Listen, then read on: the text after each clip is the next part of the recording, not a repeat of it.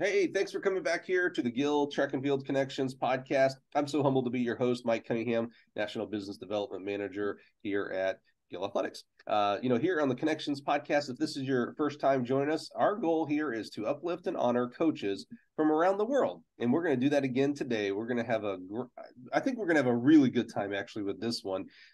It's early in the morning for me when we're actually recording this. So who knows what's going to happen? You never know. Unscripted podcast, what actually might come out of my mouth or even our guest mouth. And today's guest is the head coach of Rogers Heritage High School down in Great Arkansas. Help me welcome the wise, the wonderful Mr. Tyler Rathke. Tyler, how are you, sir? I'm doing great, and this is a new stop for me and a new journey, and I'm excited to share a little bit about it today.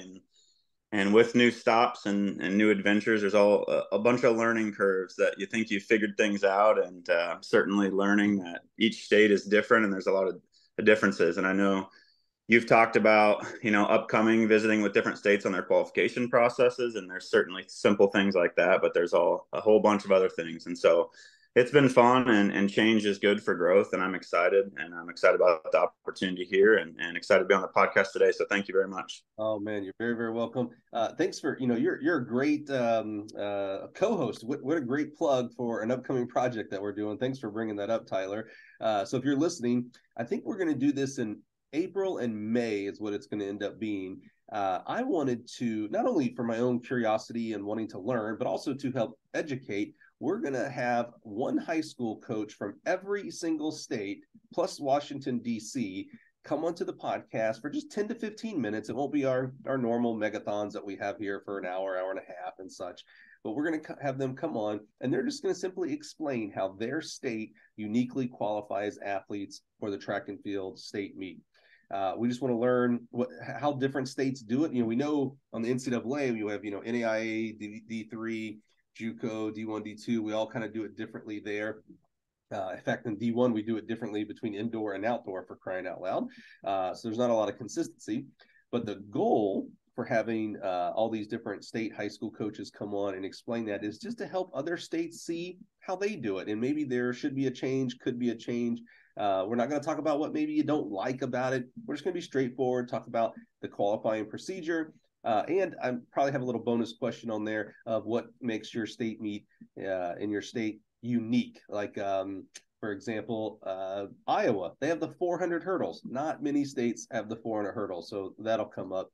And they also don't have the pole vault, which is crazy, but we got to get better, Iowa and some other states out there.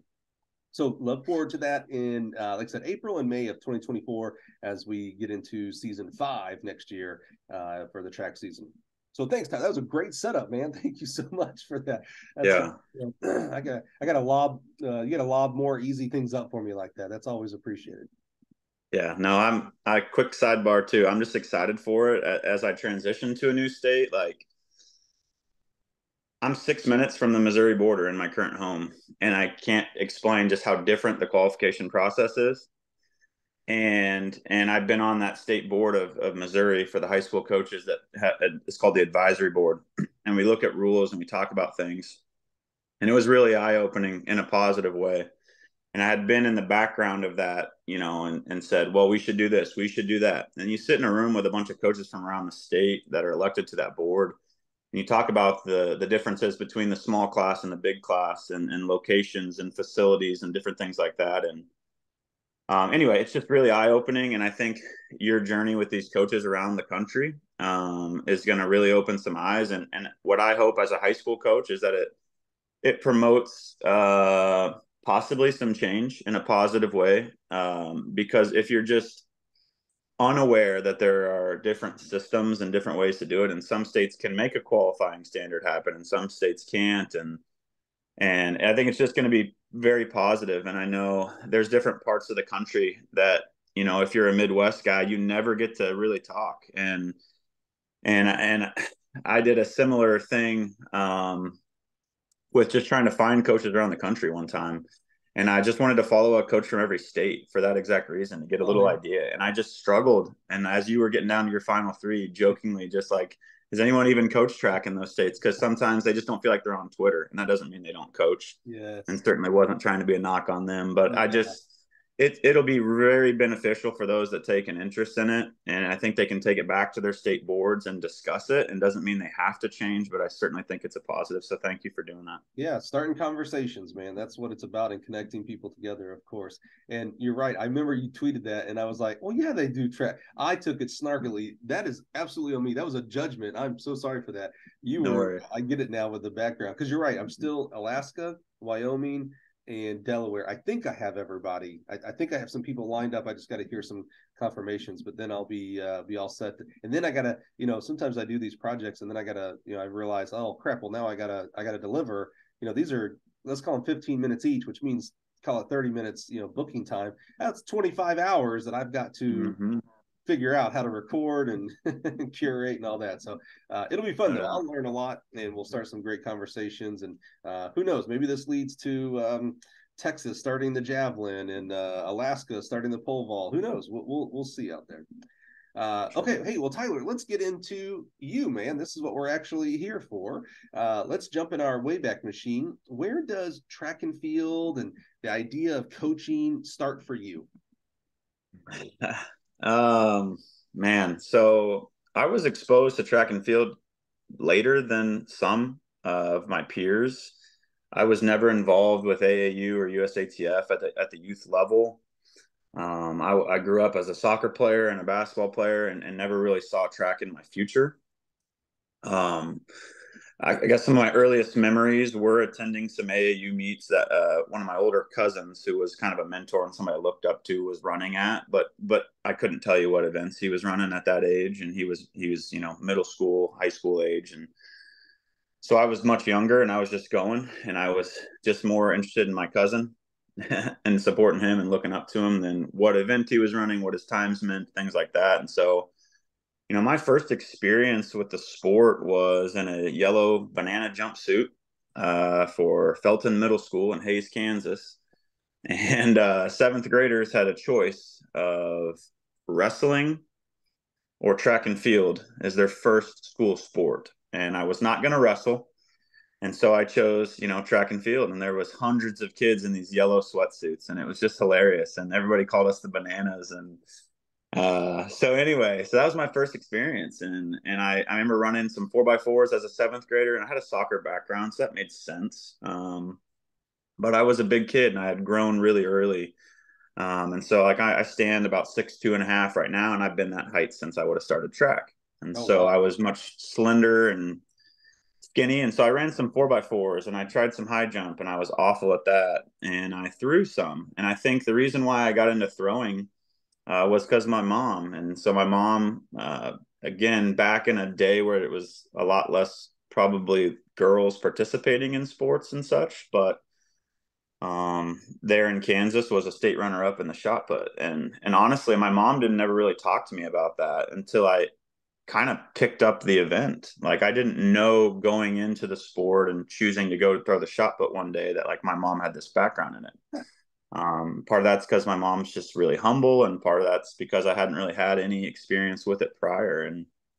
And so yeah, so just the middle school experience was my first experience. And I was a shuffler, and I was rocking some Air Max Nikes, and getting the job done for the most part. And that's what's crazy. And so that's kind of where it started with me, from an athletic experience, and what got me into the sport. And I would say from a coaching standpoint, I knew I wanted to coach and be involved with athletics in high school. I would say around my sophomore year. And then that was included in education. So I thought maybe be a teacher. But then that kind of went away for a while, even to the point in which I got into junior college, and I went to Barton County. And I kind of got away from that idea, and I didn't really know what I wanted to do. So I kind of shifted my focus more into strength and conditioning, and did some internships throughout college, and really focused more on the strength conditioning side, until just track kept being something that I was good at and successful with, and developing more of a passion and understanding of it. And so it kind of merged into an opportunity after the strength conditioning internship an opportunity to go coach collegiately right away. A couple different opportunities, one as a graduate assistant and one as a paid coach, quote unquote. And so, yeah, I just jumped right in right there. And that was kind of the start of my coaching journey there at Cloud County. So, well, let's back up because I love the story of your mom kind of secretly being this badass shot putter. I mean, come on, she's runner up at state. That's awesome, man. And a great track state, by the way. Kansas is quite amazing. As a dad of two of my own, it's always fun because I'd kind of mirror your mom in the sense of like, you just don't download your bio to your kids. They have no clue what you did, some of the cool things and fun things and stuff like that. And so sometimes it just kind of comes up naturally in conversation, and they're always like blown away, like, Dad, you did this, or Dad, you did that. And it's always neat to be like, oh yeah, that's kind of cool. One time I did this. I won the shot put, was runner up shot put. And you're just like, what? Wait, where's this coming from? You never said anything. I just love that. I can just see your face being like, what? Like, what in the world? Like, are you kidding me? Are you putting me on? Or is this for real? That's really cool. How did you, when you were in high school, competing in track and field? So you were competing mostly in the throwing events, correct? Yes, sir. So by eighth grade, I was a shot discus thrower, and then into high school, stayed with that and dabbled in some javelin, and had some elbow issues when I threw it, and had a good trajectory in the discus, and just it wasn't vibing with that, and so I just had to make a decision, and then just moved to the shot and the disc and stayed there. Yep, all the way through high school at Hayes High School in Hayes, Kansas. And what kind of culture did we almost named this the Gil shout out podcast. So if you can, I mean, it's been a little bit, Tyler. So if you can remember your throws coach, that'd be great to give him or her a shout out. But what kind of culture or a throws program did you have there? Sometimes throwing for high schools can be very tertiary. It's out there. A couple of guys go out there and throw, but hey, we're really focused on our relays or our hurdles or our distance program. And then others, there's you've built some amazing throwing cultures in programs. What kind of throwing culture did you grow up in there at the high school? Yeah, our culture was certainly strong, and I'll give some shout outs. So my over my high school career, I had three different head coaches. Wow. And so I had one on the tail end of a long tenure, and I had a guy stop in for 2 years, and then a start of a new, very successful culture, and I can touch on that. So the head coaches, 3 and 4 years, and in Kansas, if people don't know, I would say 90% or higher of the time, your head football coach is your head track coach. Okay. And so you flip a coin. You either get someone that cares about track or someone that doesn't. And that's just the reality of it. And so I think that has a lot to do. And I think the really good ones, they understand the value and the connection between the two. And so I do think there's a lot of positives. And being in metros like Kansas City and where I'm at now, like that's never a thing. And I almost miss that sometimes. Like I miss that connection to football just because your head football coach was the head track coach, even if in some situations it's not the best. But I do think that it provided that strong connection. So in regards to the throws, just an awesome walking in the door as a freshman. My high school shot put coach was Casey Seifert, whose son and daughter are both in high school right now. Son threw over 60 feet, over 195 last year. Daughter threw 44 and 145 as a sophomore. Holy cow.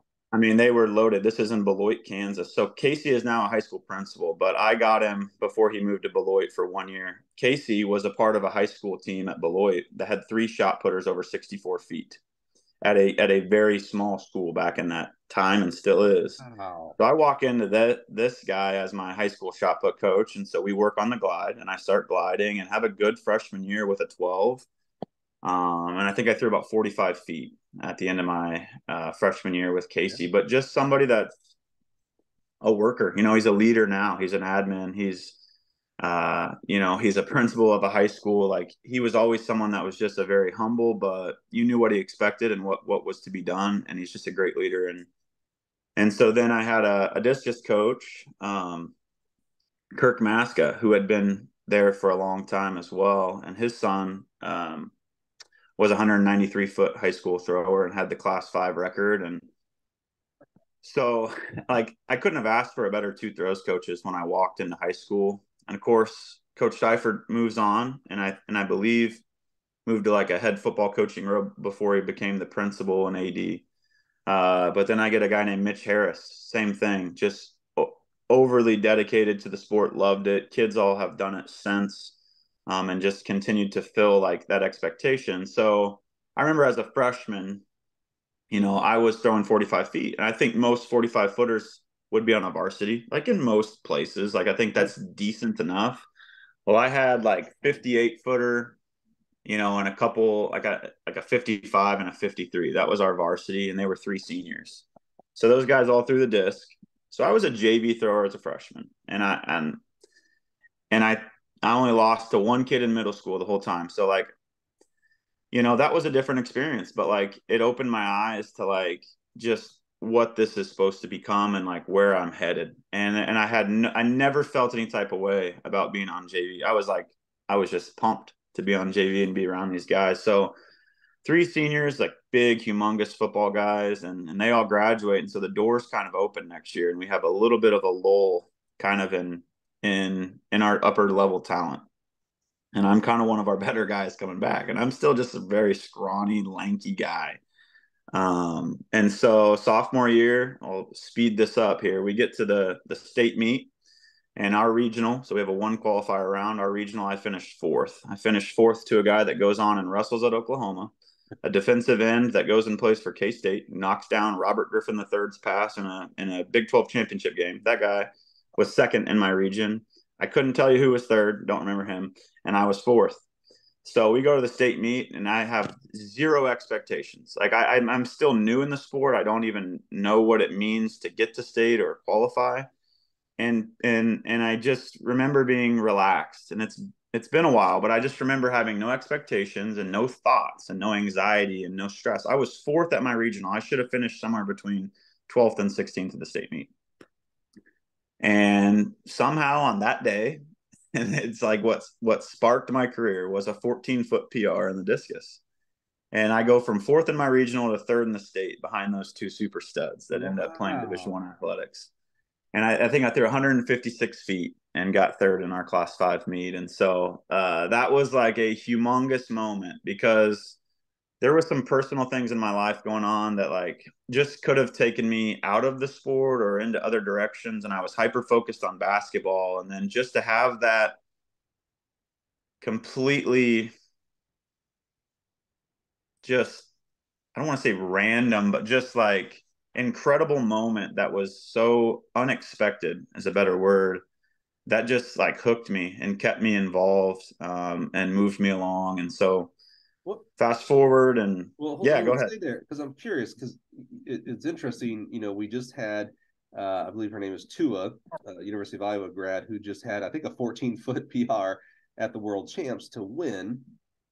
And you mentioned having a 14-foot PR in the discus to get third at your most important meet. You're a sophomore, for crying out loud. I'm always curious because, with any track event, at least for the ones that I was involved in as a coach, so the sprints, jumps, and hurdles, the looser you are, the better you're going to do that. The more you tighten up, the more you quote unquote try, all your levers just get shorter and you just don't run as fast. You don't jump as far. I have to imagine, not being a throws coach, I have to imagine that that's very similar in the throws, that if you're not loose, things are going to tighten up and you're not going to throw as far. Now you're at the most important meet in your life at this point. How do you, and you mentioned being kind of like, I don't really know, I didn't know this was, I knew it was a big deal at state meet, but there was no pressure. There's no coach, saying, hey, you've got, you're slotted 12th. You got to make those finals. 8th, that would be amazing. Whatever. Blah, blah. How do you stay relaxed? And I don't know, I almost said relaxed and confident. I don't know if confidence is actually a part of the equation here, but relaxed certainly is. How do you stay relaxed in that moment? I mean, you do have people watching you from all around the state. I mean, this is pressure here, and you come out with a 14-foot PR. Yeah, I think in that particular situation, I was so excited just to even be involved because my expectations going into the regional was not to get out in fourth. And so I think any anxiety or worry was already past. Like once I made it, that was enough for me. And so there was zero expectations. And like you said, nobody in this sophomore season, no one outside of my immediate coaches was worried about anything that was going on or had expectations for anything out in the field or the jumps, or like we were just kind of our own people out there trying to get it done. And so you're 100% right. And I will, be transparent. Like then the next year there was some pressure and anxiety going in as the number one returner and what that meant. And so like the thing that coaches don't talk enough about is like the mental skills. And I think like our sport provides opportunities to teach the mental skills specific to the task, right?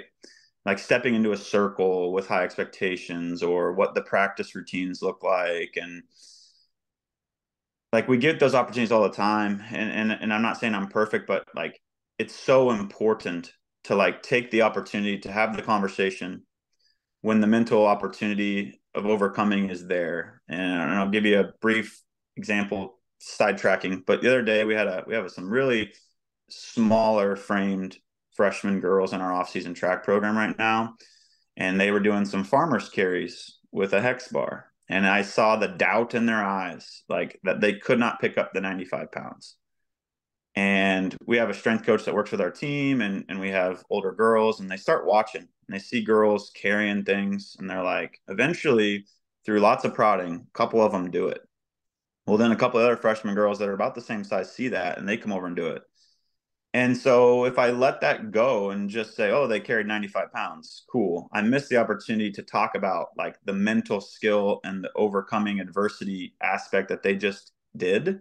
So I mentioned that to our team, like, and so the mental skill doesn't have to look specific to the event, but can be a specific application towards it. And so those opportunities exist all the time. And like when I was in high school, we weren't talking about this. We didn't, I mean, it may have been like an old school mentality. And like, I don't feel like anything that I did wasn't good enough, but was it because of my environment, my coaches? Was it because of my support at home? Like what enabled me to have that? And like, I've worked with students in a Title I school and in a pretty close to Title I school now, where like maybe not everybody has those same resources. And so like we have to be the educators on like, hey, you just did that.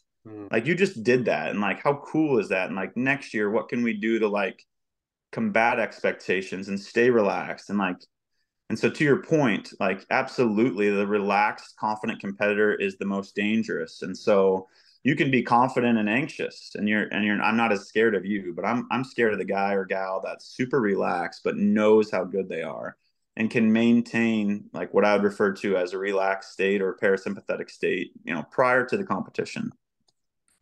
And so just another quick sidebar. So Dave Shinnick, my junior college coach that did a ton for me at Barton County, he always said like his discus PR at the University of Georgia was like when a friend cracked a joke.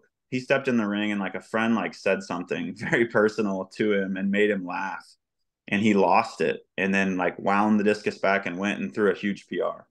And like, so your body will relax, and sometimes like it has to be forced on like that. And there's some kids that are certainly anxious and different things like that. But I think our role as coaches is to find ways to rehearse these mental skills to help the athletes and to get them into that relaxed state so they can perform at their best, for sure. It's kind of this crazy tug of war with coaching, right? Because what we just talked about right there was, being relaxed, having no expectations, those kind of things, right? However, and probably maybe later on in this interview, you're going to say about, when I have a program, to start a new program, to start the culture, you got to have high expectations of kids. The higher expectations that you have of kids, the more they'll rise up there. That I can see a tweet being with that sentiment going out right now, and everybody be like, yep, that's right. You got to have high expectations, and make sure the kids know that you expect perfection or whatever, yada yada. And then on the complete other side of that coin, it's like, hey man, you got to stay relaxed. It's not that serious. So it's, for a coach, it's really like that's hard. How do you do both at the same time? That's a really interesting aspect of coaching that I don't think we talk about together. We talk about them separately. We talk about having high expectations for your athletes and for your program, and then we'll talk about, like we just did there, about, hey, staying loose, staying relaxed, just be confident in the training. Think that, don't try too hard, those kind of things. but we don't talk about them like, well, you're sending two messages to an 18-year-old, by the way, or a 14-year-old. How do you do that effectively? That's really, really interesting. Let's keep moving forward. So as you're third at the state meet as a sophomore, that's quite amazing.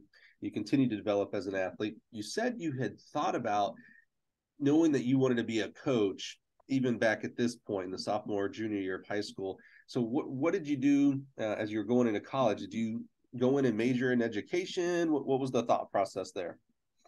Yeah, so I went to Barton County out of high school. Yeah.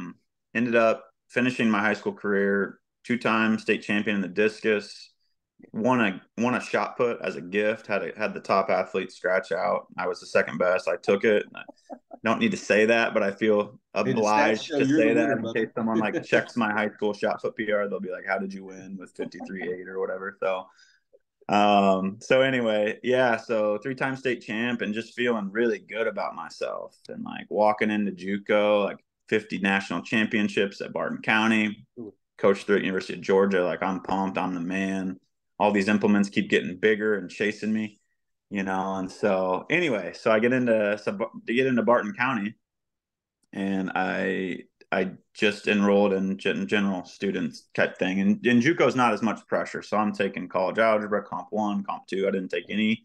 My philosophy as a 17-year-old kid was to not take college classes before college because I want to be a college student when I need to be a college student. And I want to enjoy that experience. And so whether that was right or wrong, I don't regret it, and got to do a bunch of general stuff as a freshman. And I think ultimately with Dave as my coach, that's where I saw this piece of it being really important. And that senior year experience with that new head coach and the championships I won individually, but we also win a team championship, and then they go on 4 straight. And so it was the experience of senior into the JUCO experience was so positive in a variety of ways, not just because of success, but because of the experiences and the coaches and the people.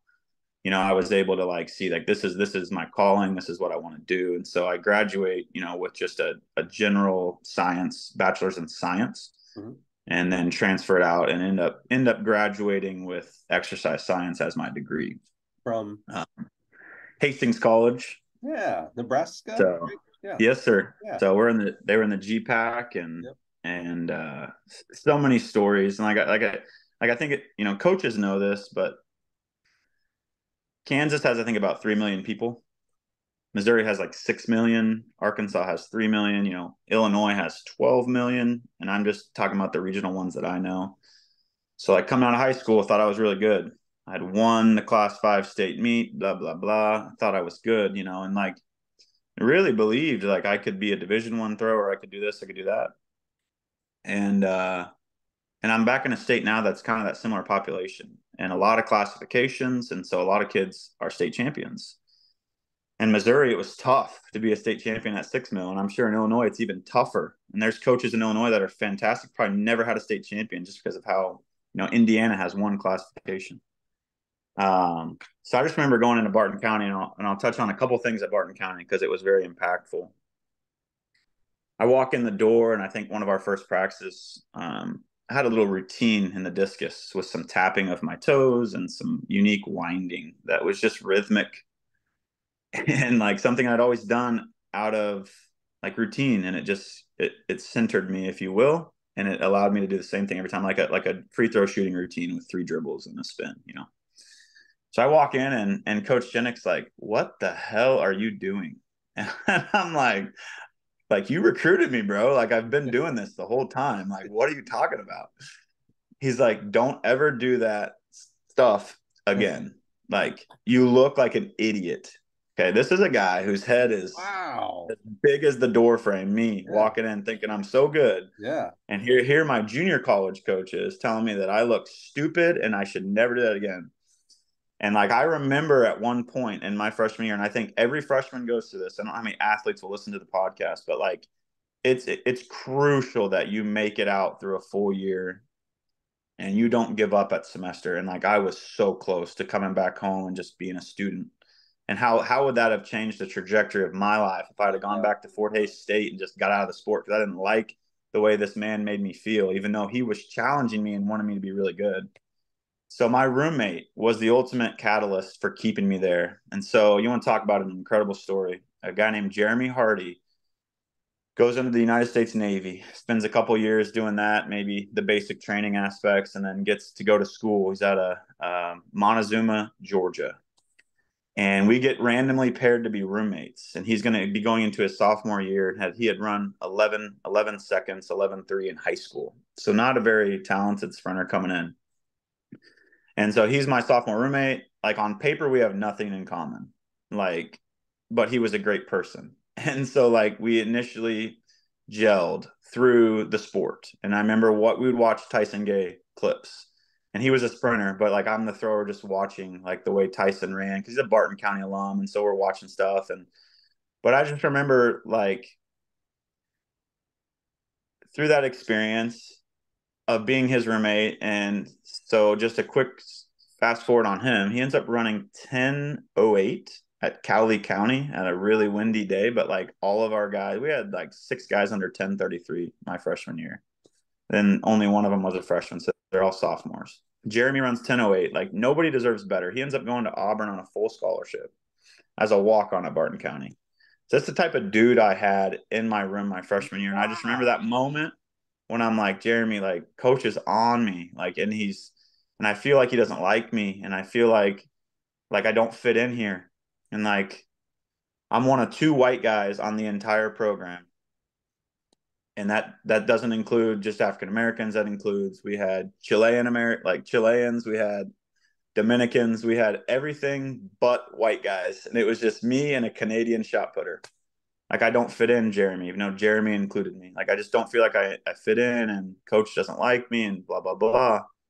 He's like, bro, I promise you, like if you just keep working every day, and we had an intense practice schedule, but he's like, if you just keep working and just stay with it, like it'll be worth it for you.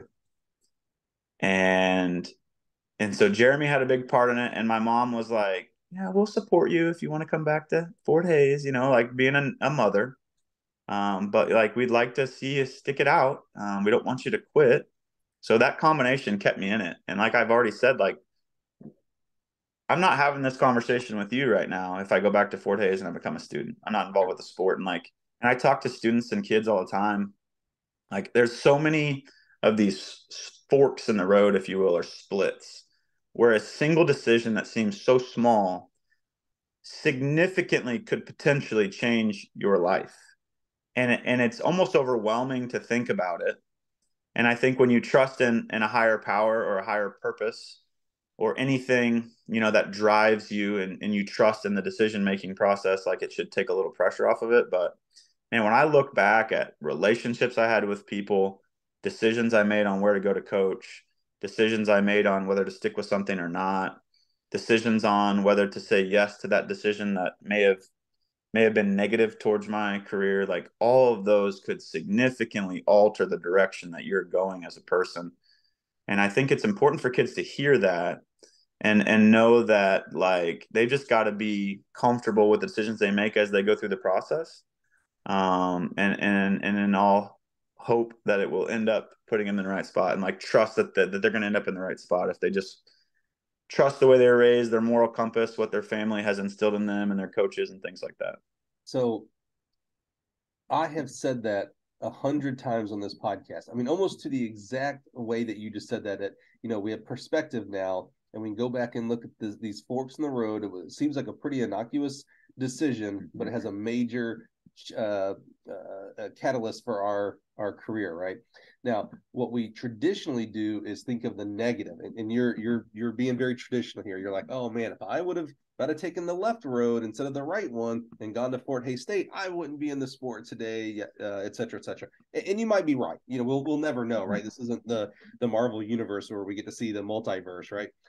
However, I like to also think of it that, hey, you could have went to Fort Hays State, and maybe you stay in education because that kind of seemed to be in your blood anyway, and you become a principal or an athletic director or a superintendent, and maybe you change the life of thousands of kids because you change an entire school district or high school, you know what I'm saying? So like, I like to make sure that we think Mm-hmm. like, hey, it's not, and that's not better than what you're doing today, by the way. It's just like, oh, that would have been a different For path. So it's sure. not always like, oh, thank goodness. I think the real point of it is to what you said there about when you're counseling young people. And, you know, as a high school coach, the positive impact that you're making on 14 to 18-year-olds is immeasurable. It's invaluable. And so the real, I think, key there is the teaching of, hey, make the right decisions, make the best decisions that you can based on your principles, your morals, etc., that hopefully you're being taught at home, and hopefully you're being taught at school, and hopefully you're combating in your peer group, because it's not always the best as a 14 to 18-year-old kid with peer group and etc. So I think that's the real lesson, is make the best decision you can and continue to move forward, because guess what, more decisions are going to continue to happen every day, and as certainly as you grow older as well. I love, Tyler, that you went to Sure. Barton Junior College. You know, I coached over in Neosho County, over, you know, the southeast part of the Yeah. Jayhawk Conference, man. So I have a huge heart for junior college athletes and coaches. I just love that system, man. You know, you're a great example of someone who, you know, needed a couple years of development and had it with Dave. I mean, come on, Dave's a great coach, great Mm-hmm. guy. I wish maybe, you know, Dave would have been a little softer and telling you look like an idiot. I wish, you know, but that's okay. That's his style. And you know what? You Yeah. have to work with people's style. Did you, when you moved on to Hastings, did you compete there as well? Yeah, I competed. Yeah. I yeah, I competed in the all the throws. So I had picked up the hammer at Barton County and the weight threw me for a few years.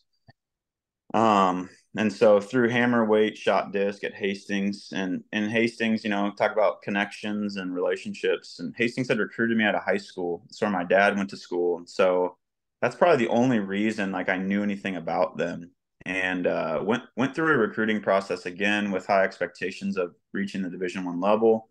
Certainly had some opportunities with smaller scholarship dollars, which was fair for where I was at, and just ultimately wanted to stay debt free within the finances that my family had to help me out with different scholarships along the way. So I went through a long recruiting process and took some visits and visited Mississippi State, visited BYU, and visited some places like that. Appalachian State, Western Carolina, Louisiana Lafayette, like a lot of great universities with great coaches, and just didn't feel like the distance from home, maybe, you know, within like that was a conscious thing, but I wasn't saying that out loud. And then it was also just the financial support of going to those schools. There was higher cost being out of state. And so I get frustrated, and I feel like I had a decent year. I think I was fourth in the nation in junior college in the discus, my freshman year, actually.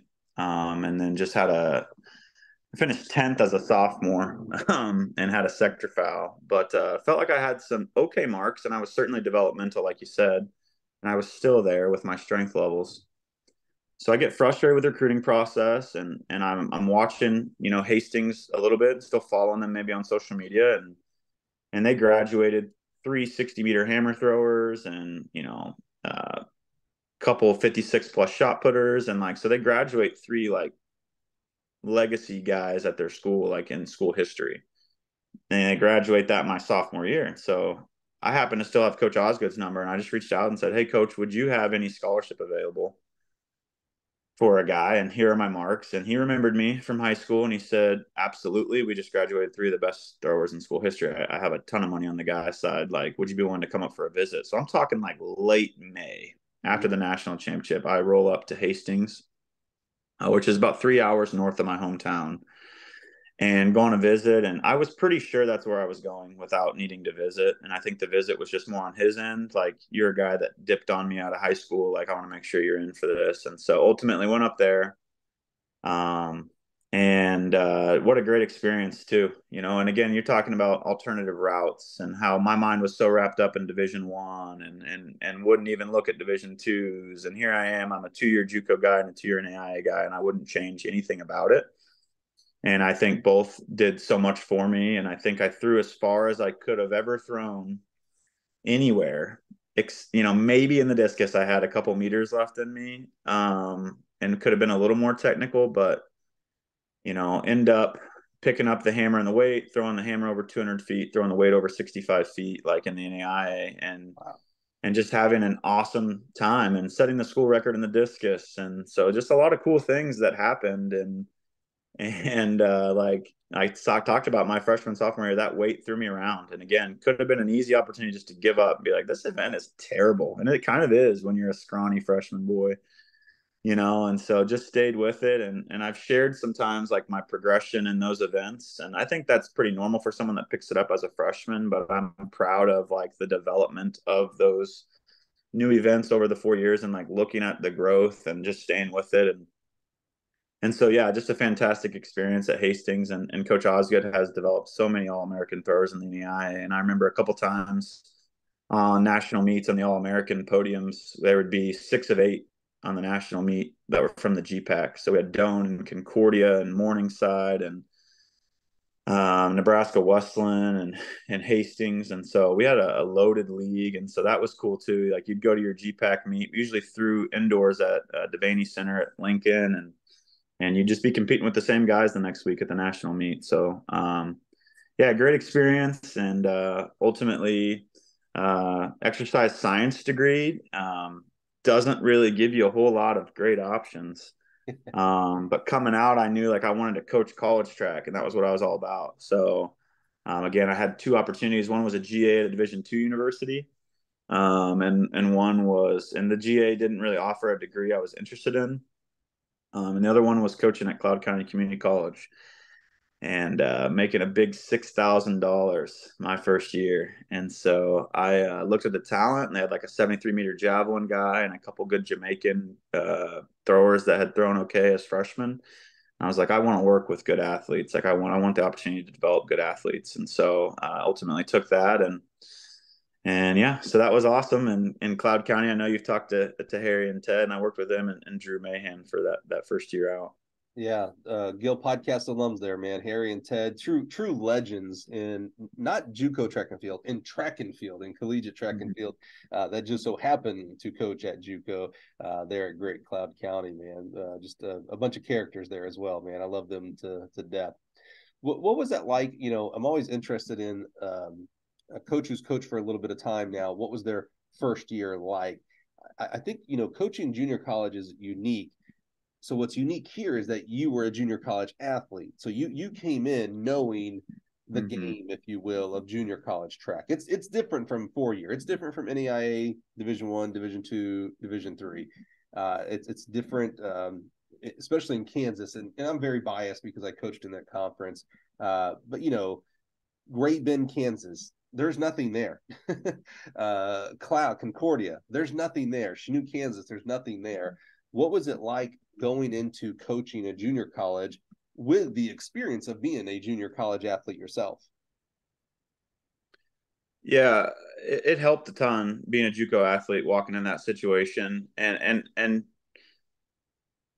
I've been at Cloud, William Chrisman, now I'm at Rogers Heritage, and I would say the least acclimation or necessary learning curve was that one. Like I walked in the door, I coached the weight room how I had been coached or how I had experienced at my internship at North Texas as a junior in college. I got to do a summer internship there. And so I think there's faults in that, but I think there's comfort in that. So, and I think there had been success with me and other athletes in that. So the weight room, I kind of coached how I'd been coached.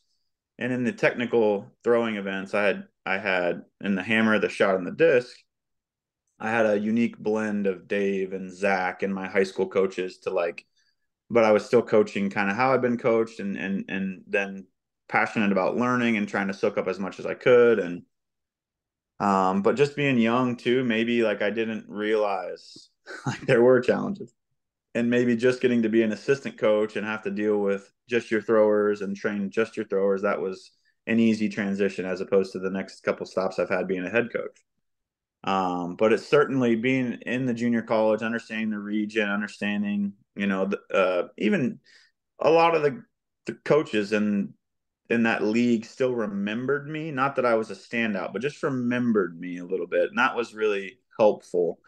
and kind of having some relationships and people to talk to at meets. And certainly Dave being in the league helped a lot because he's the head coach and we had such a close relationship. So, yeah, man. And I think being a young coach, like the thing that I felt I could, and I tried to do and impart was just that I'm going to work so hard for you, like as the athlete. And I was very transparent, like with the javelin thrower, the 73-meter guy. His name's Reinhard Van Ziel, VZ Jav Club out of Columbia, Missouri. Just an awesome kid, awesome dude. I just told him, I was like, dude, I have no experience in this event. And like, but what can I do to help you? How can I help you? What can we do to maximize? Like what with my experiences can I pull when we're at a meet or in practice to help you? So I remember just getting on calls with South African coaches he had in the past. There was a guy out of Arizona that we did a lot of talking with, and then we just identify one thing I could look for at the meet. And I'm talking, and at this point in 2014, I had no idea. Like, and I think that's the biggest mistake people make. Like, if you don't have a background in that event and you think you know, but you really don't know, like, don't be afraid to say that. And so really quick fast forward on the javelin, like last year, that's the only event I coached at my high school was javelin, and in part with being the head coach. And I put 10 solid years, 9 to 10 years of javelin education in some capacity, and even more maybe in the last 4 years. And I feel like I'm much more competent after spending time with Duncan Atwood and Barry Cromus and like Sean Fury and having these guys out in Kansas City. But like, man, the amount of hours spent with knowledgeable people in very good education just to get there. And I think it's impossible. It's impossible to be a really good coach right off the bat in the javelin, the hammer, the weight, which is different, the shot, and the disc. 5 events for like a young person that may have only been a shot putter. And like we don't have to pretend, like, and there are similarities. And certainly if you're in that camp and you can see similarities, like pull that. But like don't be afraid. And I think often the tendency is to be like, I don't want to coach the javelin, like I can't, and I'm going to give it to the multis guy. And like, we just got to be willing to invest and learn because, coming from an exercise science degree, and I think a lot of college coaches have that similar background. Like we can learn about it, and we shouldn't be afraid of it. And we got to understand the differences and the similarities. And so, yeah, my JUCO experience was great and set me on a trajectory for that education. Yeah. Something important there, Tyler, because I'm interested in this because you did take a different path, right? So as a young coach, so first year coach, and you're tasked with coaching the event or events that you have little to no experience with. You brought up a great piece of advice there of like, hey, it's okay to say I don't know, and that's extremely important. I think if in fact, after 200 plus episodes, I know we've had lots and lots of coaches in their 15th, 20th, 25th, 30th year say, hey, you know what? I don't know more than I know. So I'm always staying curious. It's hard as a first year. You're 22 years old. You're still, heck, yesterday you were still throwing the discus as a competitor for crying out loud. So it's hard to say I don't know. And it's also, in the same token, easy to say, well, I just don't want to coach. I'm not a javelin coach. I don't coach javelin. I remember distinctly interviewing at Ball State University with the great Sue Parks, also a Gill podcast alum here. And I knew I was a sprints hurdles coach. I wasn't a jumps coach, but the position was on the women's side to coach all the sprints, jumps, and hurdles, right? And but I figured like the long jump, triple jump, I was like, I can coach that. It's kind of like the 100. You just got to do something at the end, right? But the high jump scared the bejesus out of me. Like that's so different. And I remember telling her, she was actually Sue, who was an amazing 800-meter runner as an athlete, was also a really good high jumper. I think she jumped 5'8" way back in the day. I mean, she was amazing. So I was like, yeah, hey Sue, why don't you just coach the high jump? And she's like, yeah, no, I'm distance coach here and the head coach. I really, you need to coach the high jump. And I was like, yeah, I could like help you out, but you should lead. Like I really was like, I don't want to. Like this, I don't know it. And at that point, I don't know why, because I'm a curious, lifelong learner. I don't know why I didn't think, well, I'll just learn it. But I was just like, no. And she's like, why don't you just try it out? And if we need to make some kind of change, we will. And I went on to, it's actually my favorite event that I ever coached is the high jump now. Like I just love it. I love the challenges of the bar, and only, you don't get to just PR by 1 centimeter like you do in the long jump, or pick the bar and the pole vault, things like that. I love the event. What was it about you? If you'd have told me the story as your 10th year of coaching, I'd be like, oh yeah, he had a lot of good mentors that poured into him. He did some coaching education. This makes sense. This is your first year out of college. What made you not say, yeah, I don't want to coach the javelin. Hey, I just don't want to, this isn't me. I'm not a javelin coach. Or, hey, you know what? I do know. I know it better than anybody, and really don't. But what made you take that really selfless posture of like, hey man, I don't know this, but I'm going to do everything I can to help you become the best javelin thrower that we can. Where does that come from? That's not natural, I don't think. No, and man, leadership is best served through servant leadership, and there's a true care and passion about the individual. And again, like, I don't know that was conscious, but I know that I have a mother who cares and runs a nursing home and cares about people. And I know I've had a dad in the service industries that cares about people. And I know I grew up in a Christian home, and we wanted to serve, like, in whatever capacity that is. And so, like, I'm here and I need to get started in this. And I know, like, if I'm going to stay in this sport, I've got to figure it out. And I knew in front of me was a 73-meter world youth champion who had nobody, and I had to be his somebody. And it wasn't fair. Like, and it's not fair to him to be just coming out and throwing. Like, and were there things I could provide to him? And as in your high jump example, like, there were things that you had in other ways, like whether it's plyometric or weight room or speed, or like, so what aspects can you bring to him? What value can you bring to him? Because simply saying I don't know and like how can I help you is great, but like, are you willing to work, and are you willing to provide other value to the athlete to show them just how much you care and build the relationships so that you can work together moving forward? And so it was a two-part thing. I don't think I was consciously like thinking about things. I was just doing things out of what I believed was right and what best served the person. And like I said, I think it worked out. And then, I mean, at Cloud, I had athletes that were older than me that I was coaching.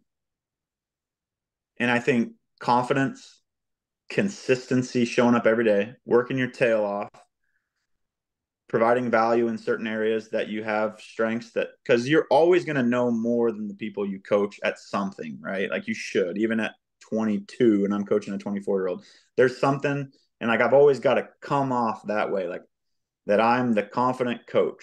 And like, you want them to believe that you can serve them, like, at the end of the day, but you got to be willing to admit where you can't. And like, what can I do to get better? Or even if you don't admit it to them, like, spend a majority of your time outside of the practice trying to get better at that. And I just want to touch on something that's hugely important. And I think what's going on in our brains when we say no javelin, no high jump, etc., it's like the fear of failure is real. And that's one of the two twin thieves, as Steve Jones calls them: the fear of failure and the fear of judgment. And so if those two thieves live within our mind all the time in the decisions that we make, like, I'm afraid of like what happens if that 73-meter javelin thrower throws worse. I'm afraid, like, what if another javelin expert coach is at the meet and I say something that's wrong, and like, is he going to judge me? And so those two twin thieves and Coach Steve Jones, the author of that book, which is fantastic, talk about how to battle those, and the understanding of they live within our brains, but like how we can combat them and move past them. But I certainly think those are the two things in young coaches or in uncomfortable situations, where those are the things that are driving our reasoning for saying, I can't, I don't want to. Like you said, like, I'll just help you. What can I do to help you, instead of taking on the whole group? So certainly things that we all deal with and we can overcome. You nailed it. And I want you to tell me more about this book. I've heard this book, but I didn't know much about it. I'm a voracious reader, but I just hadn't tackled it yet. But it's so funny when you said the two thieves. One was fear of failure, and I was thinking about my own experience with a high jump, and I was like, no, I wasn't afraid of failing. Like, I'd gotten pretty good at failing at that point in my life. So I was like, oh yeah, this book, I kind of dismissed it. And then you said the other one, the fear of judgment. I was like, oh yeah, no, that was it. I didn't want to look stupid. in front of the athletes. Like, I didn't want them to think like, who's this guy? Because I was coming from junior college as well, right? So it was like, who's this JUCO coach coming to D1? You don't even know what you're talking about in the high jump. And the fear of judgment of my peers going to a track meet, and I would say something, and some coach looking like, what did that guy just say? Like, that's crazy, So that nailed it for me. So tell me, and us listeners, a little bit more about that book. This might be a great book. This sounds like a very good book recommendation. Yeah, so Steve Jones was the head football coach at Kimberly High School in Wisconsin, and I listened to him speak on leadership at the Track and Football Consortium one summer in Ankeny, Iowa. And he changed my life, and I swear on everything, like, the dude changed my life, and understanding like relationships and leadership, and so then he shortly thereafter, and he talked about the Twin Thieves in his presentation, but shortly thereafter, I believe his co-writer is Lucas Jaden, who is a famous author and worked with Chop Wood, Carry Water and Pound the Stone and Win in the Dark. These books are all very similar in the way they're written, and so I have a plethora of really good books, and I do not like reading, and it's like a fault, right? And I'll try to read and I'll fall asleep, and I'll try to read early in the morning and then I rush out the door. So it's like, it is one of the few books that I have ever finished cover to cover, and that's not saying a lot because it's not a lot of pages. But man, is it captivating and inspiring. And so basically, what the book is doing is it's following a football team, and I'd be willing to bet that it's an experience that he had with his team, and it goes through each chapter. I'd say between 3 to 7 pages, right, with a life lesson and that was the thing for me with his leadership stuff. It was so visually appealing and important to connect to student athletes. And so, like, instead of just saying like, do this because, like, there was a story that connected a skill, like a mental skill, to this. I mean, that was a lot of his presentation, leadership and mental skills. But anyway, Twin Thieves is a great story about a high school football team, if you will, and the challenges that they go throughout a season and how they combat that. And each chapter has a lesson regarding a certain thing, and certainly a lot of stories that I think coaches can take back right away and transfer that story to an aspect or task in their sport. And so Twin Thieves is, I think you get it for $20 on Amazon, and I've recommended it to everybody. And when I get at a new stop, I gave the book to our golf coach, and he's reading it. And it's just something that I think if there's a book, whether you're an avid reader or not, you're like looking to get better as a leader, looking to get better as a coach, like you want to connect certain things with students, it's very important, and it's a great read. You mentioned he was a football coach, and so it's football team oriented. I'm always concerned. We need more track books like that, by the way. We have great leaders in the sport. Let's get to writing, folks. But I'm always concerned, can it transfer to our sport and our thinking? We don't have an offensive line. We don't have routes, things like that. I'm thinking of Todd Gongwer's book, Lead for God's Sake, another Gill podcast alum, by the way. For sure. And I remember talking with him, and I'm like, well, how do we, he was basketball oriented. So I'm like, hey, how do we, our audience, we're talking to track coaches, how do we translate that in? And he was able to make that transition to track and field coaching and their leadership. Do you think, as a track coach, this book can speak to track coaches, throws coaches, distance coaches, etc.?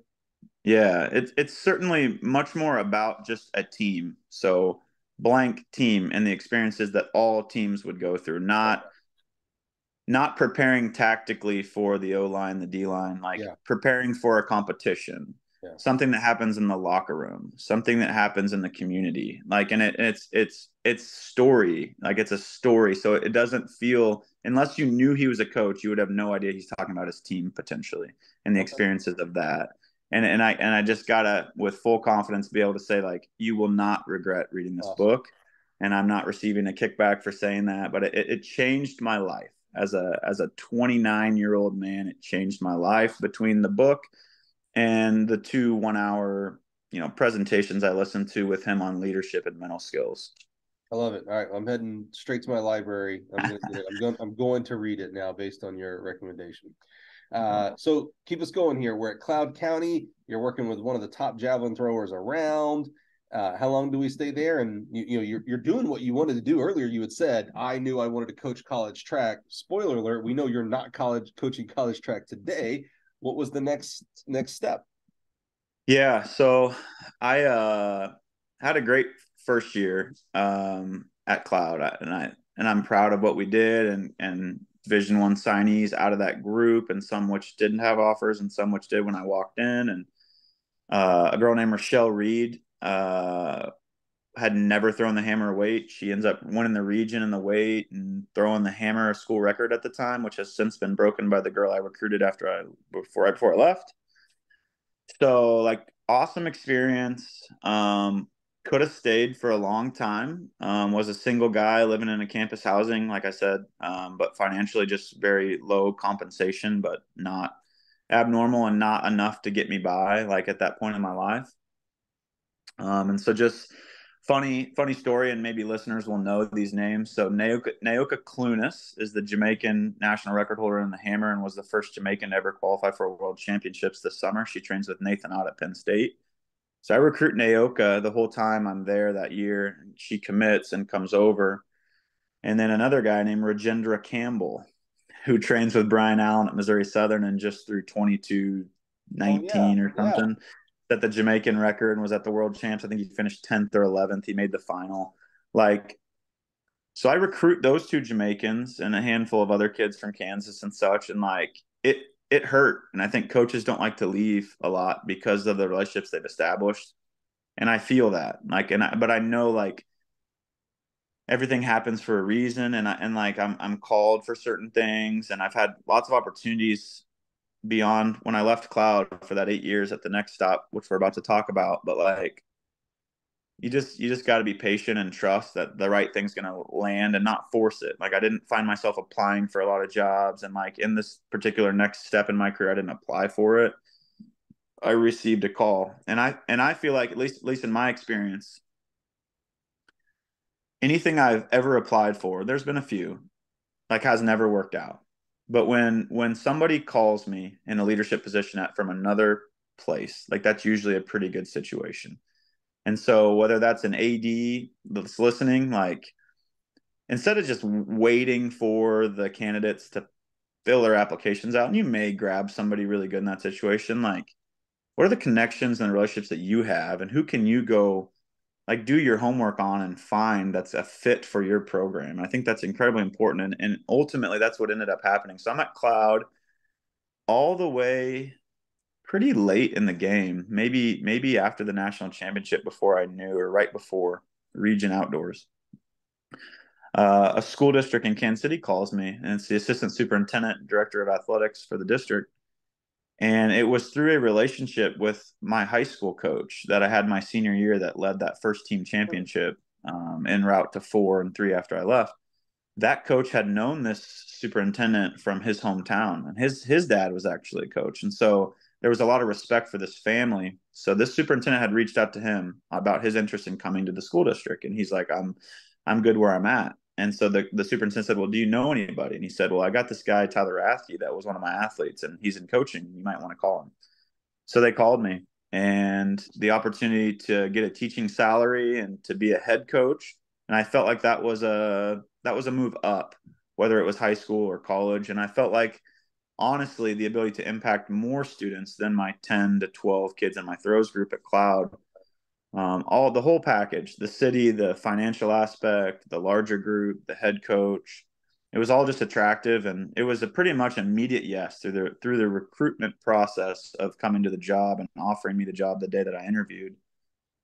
And so that was William Crispin High School in the Independent School District. And man, what an incredible 8 years. And I think about our facility when I started to the end and the transformation through a lot of Gill products, I will be quite frank, and a lot of cool stuff. And I think just with branding, right? And like our high jump standards and all that stuff. Hold on before we get there, because we definitely, I know what you did at Crispin from the outside, so I do want to get there. Mm-hmm. But I am curious, how did you get this job without a teaching degree, or was this not a teaching position? I think there's a lot of people that would love to go to high school and coach, but they don't have teaching certificates.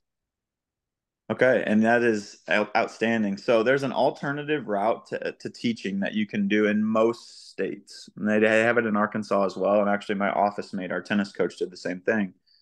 What I did was I took 12 credit hours and basically spent 2 years on a provisional license, which Oh, means I still received all the benefits, all the salary, but I was like basically being tested. And that was like my student teaching experience along with the college credits. My wife also is a teacher and a volleyball coach, and she was a business degree. She did the alternative teaching education program, but she ended up doing a master's degree in education during her provisional period, which would have been much smarter for me to actually like get the master's while doing it. But I was overwhelmed with being a head coach where she got to be an assistant for a couple years before.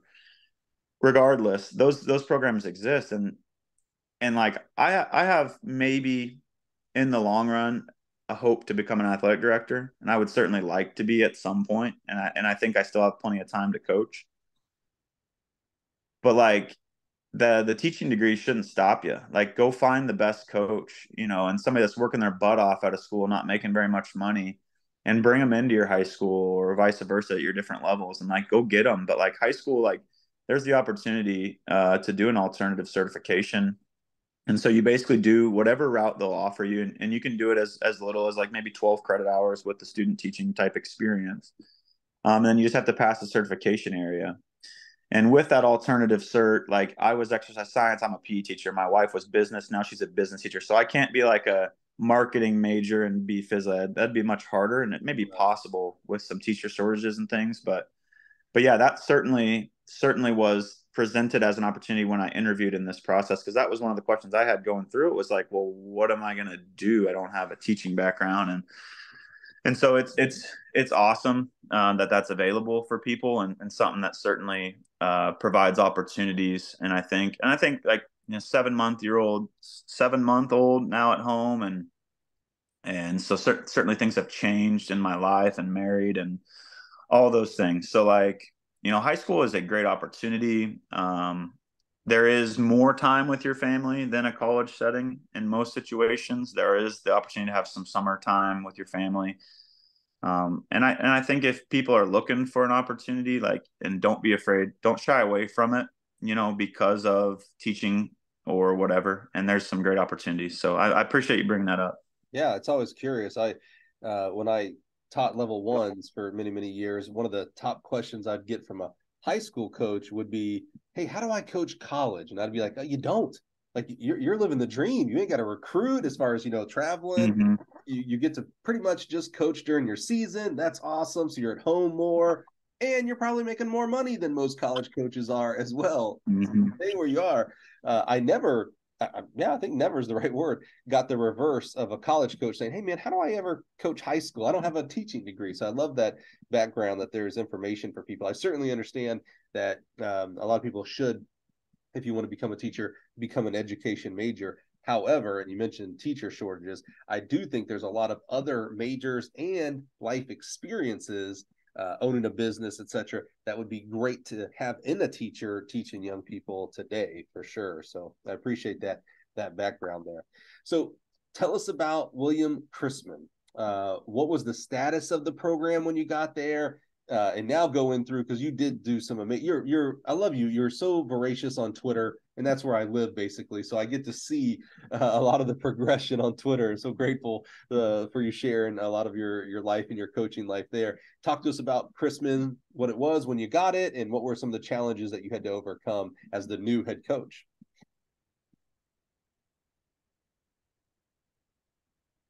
For sure. So, coming in, I'm, you know, 23 at most. I'm a head coach. I've got coaches on Oh, my right. staff in their 40s, 50s, like it, and I just remember just this blind confidence, and again, just doing things from a servant mentality, like, and having a work ethic, a consistent work ethic is the way I think you draw respect, in the way you build relationships. And so I just remember coming in and having those high expectations that we talked about. And I'll touch on high expectations. Like, most of my expectations are within the locus of control of the individual that I'm asking them So it's be on time, it's look the right way, it's do the right things, it's conscious decisions that they can make and control. It's not doing stuff outside of that locus. I'm not asking them to do something that they can't control or control something they can't. So I think that's important with high expectations, but image was so important to me. And at this time, and I think Twitter is kind of maybe heading towards, there may be a new platform and Twitter may be on the way downhill. And I feel like I've seen less coaches and less interaction on Twitter. At that time, Twitter was new and it was the place to be. And so I just felt like the perception of your program is both what you're doing and the conversations people have within it with people out of it, and the appearance of your program. And I think the appearance is important, and people will say it's not, certainly, but I don't know anybody that wants to be a part of a thing that doesn't look attractive or doesn't look like it's fun, or and look is just half of it. It can't just look fun. You get there and it's not anything like what it is. But there's a balance there of like, we want to attract people in, we want to make it look right, we want to get kids out. So the recruiting aspect of just recruiting your building. But yeah, the challenge of being a new head coach is like, I've never been a head coach. I've never been a high school coach. I don't know anything about anything. Like in terms of like, how do I enter in a track meet? What do we do? Do we bring snack? Like there's so many aspects of being a high school coach that people don't understand and wouldn't know it, and especially if they hadn't been the head coach. You have to learn. And so like I relied on some of the people that I had, like on building a schedule and like, how do we get kids in meets, and like, where's the uniforms and what do we do to order, and how do we get into other meets? And so this just started a process. And so I'm sure that first year was like overwhelming. And I think like I was in those college classes that year. I was the first time ever teaching. I was teaching strength and conditioning during the school day with like 200 kids. I had a head coach of a track team. I was a basketball assistant coach. Like, holy cow, how resilient at 23 just to like battle through all of this stuff that's externally stressful. And luckily I was single at that point. I don't know if I'd have made it with a relationship, but so yeah, so just keep trying to improve the image of the program and raise the standard of the program. And I think I did that.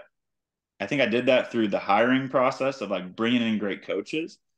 I think I did that through what we wore, how we acted, and I remember first year I had a coach come up to me and he said, I've never seen a William Chrisman team like look the way you guys look and do the things you do. Like, so I want to, and I didn't know this guy. Like, turns out this guy just won the state championship last year and like, he's a big deal. But like, he came up to me and I had no idea who he was. I didn't know where his school was located. I'm in a new place. Just saying like, hey, like I really appreciate what you're doing there. I can tell just in the way that you guys do things when you show up to the meet and the way your team's connected and the way you warm up and this and that and the other. So that was awesome. Like, and it's just funny, like some of the things like, and I remember fighting for kids that first year, like again, against Hall of Fame coaches that I didn't even know, but like, hey, your kid pushed my kid off the track. Like, I'm not okay with that. Can you have a conversation with that kid? And I remember getting blowback. Like, I've been coaching for this long. Like, and I'm like, okay, cool. Like, it doesn't mean like you can't have a conversation with your kid about pushing off. Just like I stood up for my kids, like blindly, not knowing that I had a place I needed to be. Like, and I was just always passionate. Like the passion just stood out. And I think people respected that. And so like down the road, like with the same coach that we got into it, my first hot-headed young kid year, like we have a great mutual respect for each other now. And we've served on leadership positions in Missouri. But it's just funny. I think that's like overly passionate and willing to work for what you need. And so building the facility was another piece of that, and building a meet.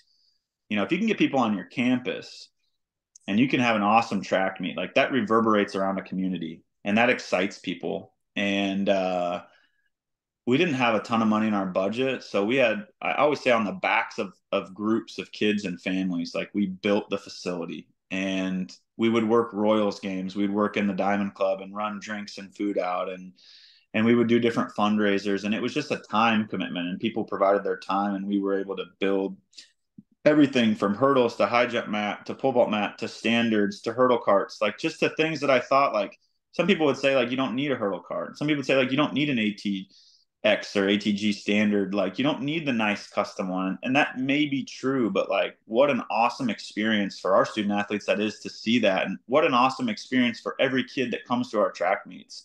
to be like, this is awesome. We had an elevated pole vault runway that we built from scratch. Like, and so just like always for me, it's like, what can I do to make the experience of track and field so great for my own kids? And then how can I spread that throughout a metro? And like when you do that and you raise the standard, what you see is the keeping up with the Joneses effect, and where everyone's like, oh my gosh, this Title I school has those standards. Like we want those. They have an elevated runway. Like, why can't we do that?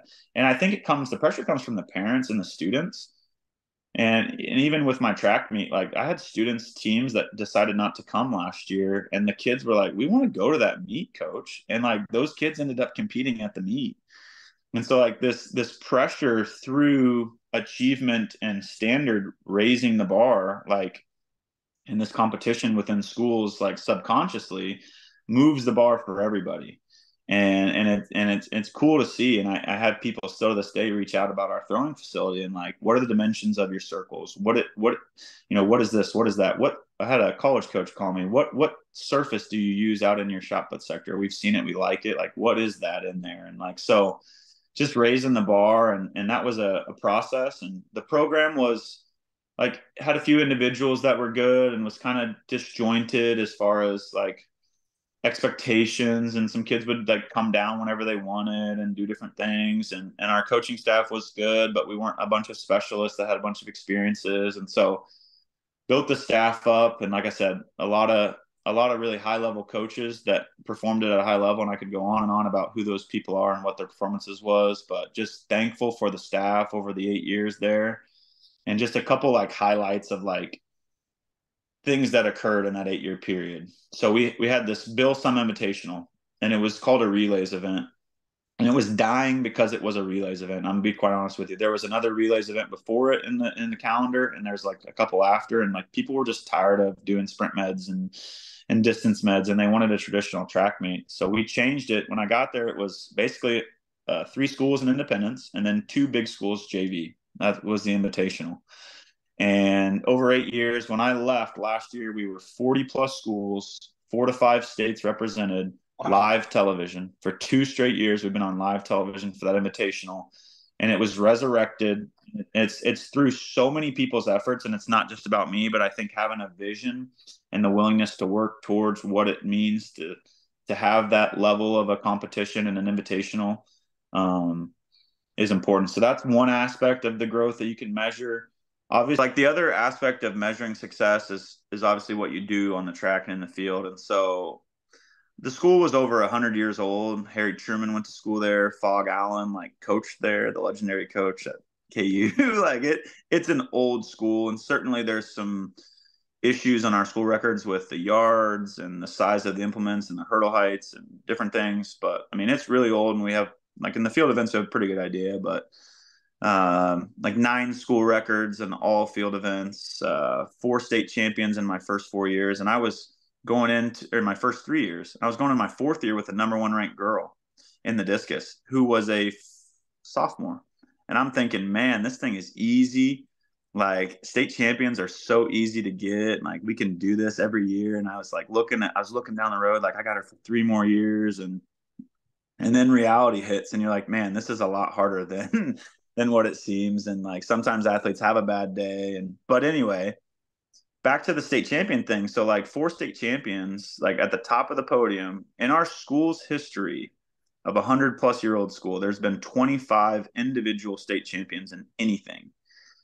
And 4 of those are ours from the 8 years. Like how cool is that? And like out of those 25 now, like, and I'm not looking down on debate, but I'd say probably 4 or 5 of those are debate. So just from an athletic standpoint, and actually one of our track athletes won a wrestling state championship. So like 20% of a 100-year-old school happened within the 8 years I was there individually, maybe more, maybe closer to 30%. And so just like sometimes we were a Title I school, pretty low socioeconomic status. Like you just don't believe that you can. And like, how do we get kids to believe, and how do we identify the right athletes? And so that was another measuring stick for me, was the success. And then, the all-staters. And I had so many runners up and 3rd place after that, never got back at the top. Like I said, so like reality hits you when you're young and you're winning. You're like, man, this is so easy. And then you realize like, man, this state is loaded. and it is extremely difficult. And like, I'm just as proud as my runners up and my 6th and 7th places and the kids that went 7, 6, 3 over the course of their high school career. And so that was another good measuring stick for me. And I feel like we had 8 coaches on staff, and so we each kind of had a specialty. And I mentioned, like, I was able to just coach javelin last year. I'd coached mostly shot and disc prior. There's a year I coached the jumps horizontally. But we have such a good staff. We were very much like a college program last year, where we would even have groups just start on their own each day. So like jumpers would start with the jumps coach, pole vault. Like there's just extreme trust within the groups, and we had built like what things looked like, and it was cool. So it's different, and there's positives and negatives to that model. And like I certainly was a group warm up person for a long time, and we're kind of getting off the side path here, but yeah, I'm just extremely proud of what we did. We had a little bit of leadership change with our athletic director, so like the door was a bit open as far as like receiving a call, and I happened to receive a call from Rogers Heritage here, where I'm currently at. And Yeah, and don't go again, there when yet. someone calls you, there's a big impact as a track coach. Like we're not football coaches, Yeah, say don't go there yet. I got a lot to we're not unpack. basketball coaches. Yeah, I got a lot to unpack here with Okay, go ahead. because I do want to make sure we spend some time on Rogers and why you went there and things like that as well. Because again, from the outside, you did an amazing job at Chrisman. You were mentioning your athletic director change at Chrisman. You can't do everything by yourself as a track coach, football coach, etc. You have to have support from others, and an athletic director has the ability to give support and also not give support, meaning you can fundraise all you want. An AD can still roadblock from purchases and track meets and things like that. How did you get your athletic director and athletic department support? Hosting a meet, that's, you said 40 something teams, that takes, you need a lot of officials that are typically coming from your teachers and administration and things like that. How did you build support? How did you get your athletic director and athletic directors on board to help see the mission that you were trying to outlay? Yeah, that's a great question. So our AD Greg McGee came in with me at the exact same time. So we were there together for 8 years, and it wasn't necessarily hard to get him to see that because he was very supportive of like hosting things, and he saw value in having it for the kids. And like he was a hard worker. He was at all those Royals games. He coached youth basketball teams. Like him and I had very much of the same personality and vision. So the getting him on board part was never hard, and he was fully supportive. Certainly getting people to work track meets and to like do it really well was hard. And again, like there was a reflection point this last year where I'm like, is this sustainable? Is my wife holding a 7-month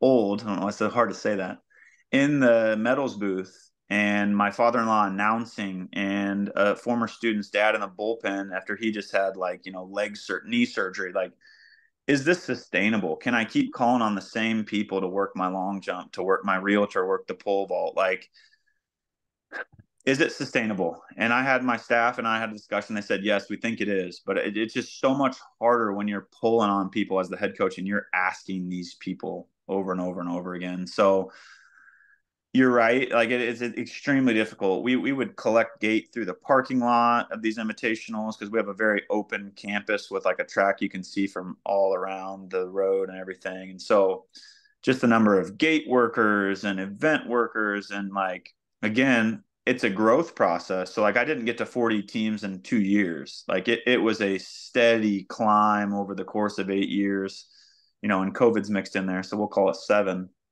But like it, the support builds, and there are people that want to come back and work it. And obviously identifying a really good staff. Our staff worked all the events. So that helps a lot. And then the staff that has their relationships with people they can call on. So it's not maybe the same people that have always helped. And so, man, I'm incredibly proud of what happened there. And I don't know I don't know how sustainable it is, if I'm being quite honest. And I hope it's sustainable. And I hope that group and my assistant that took over for me can keep it rolling. And I think they can. It just takes so much time and effort to pour into that. The other thing that we did too, and was supported by my AD, was host postseason events. And I can't tell you how many really good coaches are just adamantly against hosting postseason events. And the fear of failure and the fear of judgment is present. There's no doubt about it. And then the lack of time because of family and effort. And I had good buddies always tell me, it's going to change when you have a kid. You just wait. Like, it's going to change, buddy. Like, I can't wait. And they're joking with me. I can't wait to see that. Coach Sneed, if you're listening, that was you. And he's right to a certain degree, but we did some stuff that had like never been done before. We have a double qualifier in Missouri. I'm not trying to spoil the future podcast here, but we have a double qualifier, top four, district, sectional, then you go to state. And I think we were the only or the first, and Liberty North has done it since. And Coach Ken Peak, shout out to Coach Ken Peak, and he's battling cancer. So shout out to him, and hopefully everybody will pray for Coach Peak. But they did it after us. But we were the first large school classification school that I'm aware of, and all the coaches have been around, to host a district and a sectional. That's back-to-back weeks. Wow. There's a lot of schools and a lot of pressure with that, and a lot, like, kids getting fifth. The coaches are really fired up about things. And so we did that. Always judge a good track meet by how many times the games committee's called. And I remember like getting done with those meets, like we never had to call the games committee. Like what an outstanding like thing. And people called me crazy for wanting to do that. And maybe I was, but you really can earn respect through that as well. Like, and so those coaches on the edge that maybe didn't come to our invitational or didn't know me or thought maybe I was only a Twitter guy, like whatever, like come out, I'm going to host this great meet for you and your kids. Selfishly, I always thought like my throwers, jumpers, vaulters, like we were more comfortable at home. So I think that's part of like why coaches should bring their invitationals if they can host to their home track. And so, we did some really cool stuff, and it's getting me kind of in my feels thinking back to it and reflecting on the evolution and the process of it, because it's hard when you're in the thick of it in year 8. You don't think back to like, man, year 1, what was that like? How did we do that? So I appreciate you again pulling that out of me, and it's been fun. You said you did a lot of cool things. Well, one of the cool things that you did, you kind of said it real quick, but I'm sure people listening are like, wait a minute, this doesn't happen. The Bill Suma Invitational was on TV. This doesn't happen. This doesn't happen in college and professional track and field. So it certainly doesn't happen in high school, and yet it did. Tell us, how did that come around? Yeah, that's a great question. So Spectrum Sports is a local television provider in Kansas City. It's been around for years. They'll highlight, they still run games from back in the day with like the Rush brothers that played at Mizzou and people like that. They'll show their high school games from the Kansas City public schools back in the 80s, 90s. So they've been around for a long time. They have their dedicated channel on local cable. And they do a fantastic job. And I'm sure you've seen some of their social media stuff. And like, so now they have a guy kind of in the leadership position of their broadcast team that is in the Big Brothers Big Sisters program. And in that program, he spends time, or his little brother has been a track athlete at Grandview High School. And so they would go do the Grandview Invitational, which is a good meet, but I wouldn't say the highest quality. It's on a Tuesday, but like Spectrum would do that. And I would always be like, and my meet is on that Saturday of that Tuesday. And I would always be like, guys, like, would you come do ours? Like, what is it going to take to get you? And they're like, it's a lot of work. And we already do the Grandview Invitational on Tuesday, yada, yada. So we end up hiring their sprint coach, or their head coach, sorry, from Grandview to be our sprint coach this last year. But we've done it for 2 years. So like right before that, in the relationship we already had together with him, he was able to get me the contact. And I think, again, I don't know exactly how it happened, but just relentless pursuit of like getting it done and like trying to find a way, kind of like me with this podcast, right? Back in the day. So like, just never give up on the idea that it can happen. And like, and maybe it doesn't for a while, but like, just don't give up on it. And like, and just keep doing your thing, and eventually it'll happen. So I don't remember like the exact reason why they were able to do the double back to back, but I know that he like reached out and was like, we want to do it this year. Like, would you be down? I was like, absolutely. So they set up cameras around like the 200 on the backstretch. They've got one kind of pointed towards the finish line outside. They've got multiple up top in the booth. So they've got like 4 to 5 camera operation, and they do a live finish line like result with their lead guy, like sports guy, as a kid comes off with a moving camera. Like, it is incredible.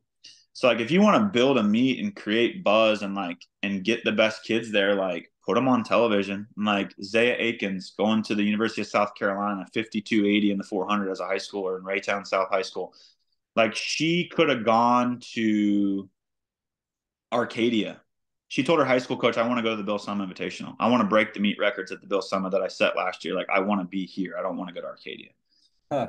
Did everybody like that came to our meet have all their kids, or did a few go to Arcadia? A few went to Arcadia, but like, how cool is that we were able to provide an opportunity right at home that her family can all come out and see, and like she can be remembered forever, because that Bill Summit track meet will be replayed over and over and over again. So they're still scheduled to do it. It's essentially a 4-hour broadcast, and our track meet was around 6 hours, and that was with a staggered start time of field events and track. And we had an elite 2-mile run at the very start of the meet, and then we had the field events, and then we start the track with the 4x8 2 hours later. So what Spectrum would do is they would film that elite 2-mile like kind of like off production, and then they'd pin it in later, and then they would film the 4 hours of the track. And again, live television, there forever, like wasn't choppy, wasn't poor production, like super high quality production, fantastic job. We used bibs on our athletes, and that really helps with television as well. Like instead of saying like looking at the entries and being like, I think this is Thomas Johnson on the third leg from Blue Spring South, like they can actually say like with the camera, that's 1006, and they can see like this is who it is. And so yeah, super cool. And like, hopefully I can do something like that down here. But I would just say never give up, and like have a meet that's worthy of someone coming out. And like, if it's not, keep working to get it there, and then figure out a way with local cable television, like to do that. And I think they will. And they do a lot of local places around the country to football games and basketball game of the week. Like, why not one track meet a year, like out of the city? Like that would be just a fantastic boost for the sport in your area. I agree. That's why it's so fascinating, because it doesn't happen. I mean, that's quite amazing. And shout out to Spectrum for doing it, for improving on it. That's amazing, man. I love that. Giving you all grace that I'm putting you in the spot and that you might accidentally forget someone. I would love to hear, because you did build an amazing staff there at Chrisman, some shout outs. Give us who your staff was, what they coached. You just did a great job there. So I'd love to kind of recognize them as well. Yeah, so the staff that I left, I can go through. The new head coach at William Chrisman is Kyle Morris. He vaulted at the University of Missouri. Jeff Hartwig is his uncle through marriage. So pole vault, like background, crazy and just awesome. Distance, David Warnex ran at the University of Central Missouri, has absolutely transformed the distance program, like in a place where distance running isn't cool and it's not really safe sometimes to run in the community in certain places, like has done an incredible job in a short amount of time. Sprints, Jeremy Wardlow, head coach at Grandview High School for many years, won a state championship, multiple there. Fantastic coach. Hurdle coach was Sarah Coy, Blue Springs High School, all-state hurdler, went to Missouri State and was just a student there. Throws coach is Clayton Polson, coached our shot putters, had been a middle school coach, a college football player in the Springfield area. Discus coach, played football at the University of Missouri. Samson Bailey was a state champion at Lamar High School in the shot and the disc. Myself at the javelin. And then Bryant Quarter was our jumps coach. He was a 52-foot triple jumper at South Dakota State and jumped 26 feet, and just one of the bounciest white dudes I've ever seen, from Rich Hill, Missouri. And he's still there coaching our horizontal and high jumpers. And so I think I touched on everybody. Holy cow. But 8 of us, and just, every year the staff feels better, but that's not a knock to any of the previous staffs. Like we've been on a roll with good staffs, I'd say, for 4 to 5 years, where you can look around and say, like, there is zero weakness at an event. There is a lot of experience and a lot of good coaches that can connect with kids. And so best of luck to those guys. And I still talk to them, and I still try to keep up with their cross country results, as I'm in the cross country position here. And so just trying to stay in touch with what they're doing, and hopefully we'll run into them some point this season. Awesome. And before we get to Rogers and talk about that transition, I would like for you to touch on, you did some leadership roles inside of Missouri high school track and field. I'm not sure what that entails as far as advisory council, but let us know, first of all, what did you do and why did you do it? Because I think those types of leadership positions in each one of our states are available to anybody. I think they're always asking for help and input, but it's much easier to just say, yeah, I'm so busy coaching and teaching at my own high school, I'm not interested. Why was it important for you to get into these leadership roles on a state level as well? Yeah, so super passionate about education and coaches education. And so the Missouri Track and Cross Country Coaches Association is usually the first or second weekend in December in Columbia, Missouri.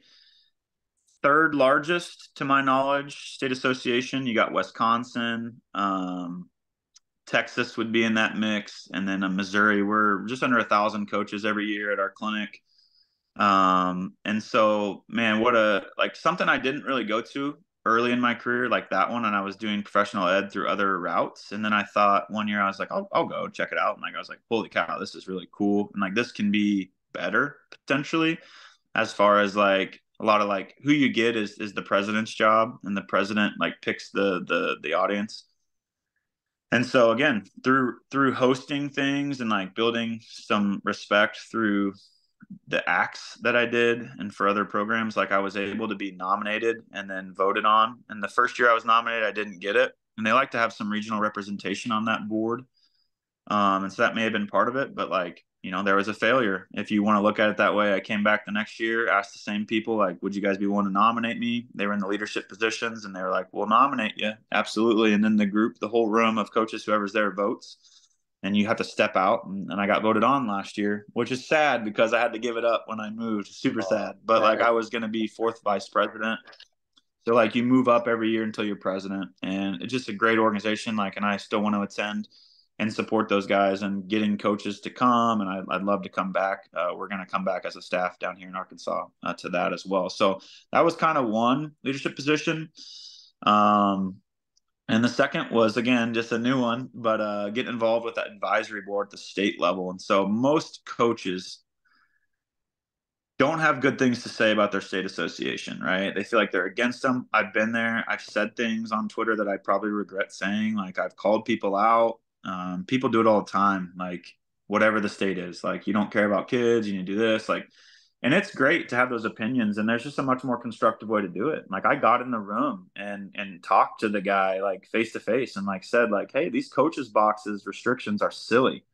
And we went back and forth at it, but it's much more productive in that setting, and we're going to get somewhere rather than just tagging him on Twitter. Like he ain't going to correspond with me. And so like that was just one example of like a little bit of disdain going back and forth about something that happened last year. But overall, the whole experience was super positive. And I'm just like, man, the things I didn't think about. And I'll give you a quick example. So like I was always a proponent of like the regional this is a big class focus, and so that's part of the problem is it represents a small portion relative of the total schools. But like if you live in Kansas City, you're at disadvantage because 757 and the 4x8 didn't get out last year of the district. The first round of qualification, 757 on the boys side didn't get out. There'll be girls that run 505 in the mile, don't get out of districts. Like, and so what is that? Are they did not earn the right to go to state, or is it because of where they live? And I think if you're not going to experience one of the coolest opportunities of a kid in high school is to go to the state meet, because of where you live, that's a problem. So we've come up with creative proposals, and Coach Banta, Parkway Central, like he's like, I was doing this forever. You keep the ball rolling. So like I would like draw up like instead of 4 qualifiers, 3 plus an auto from around the state that day. If you hit it on that day, it forces you to compete. You have to do this. People were like, someone else brought it up, and I kind of moved on from it. Someone else brought it up when I was on the board. And so we start talking around the room, 1As, 2As, 3As, 4As, 5As. And we're like, the direction of your stadium, doesn't that impact your tailwind? You know, if you're facing east, west, north, south, what if you can flip your start line? Doesn't that affect your 100-meter outcomes? Like if you got a big tailwind, like what about the surface? We have 2 schools in Kansas City with Mondo surfaces. They produce them fast 100 and 200 times. Like, so what if they have that and I'm at like this small school that has a hole in the track in lane 4 going down the home stretch? Like, isn't the surface important? You can say the same thing with rings and takeoff boards and like the speed of the ring and the slowness of the ring and like sloping downhill sector versus, you know, this, or the direction of the ring in a crosswind versus not. And like there's all these uncontrollable factors that don't even have to be manipulated to be an advantage, but could just be naturally the case, you know. And we talk in Missouri now with the javelin about like grass runway versus runway. And so, man, what an eye opener. And like, if you're not stubborn, you're going to say, yeah, you're right. I don't know how you could create an environment that was fair.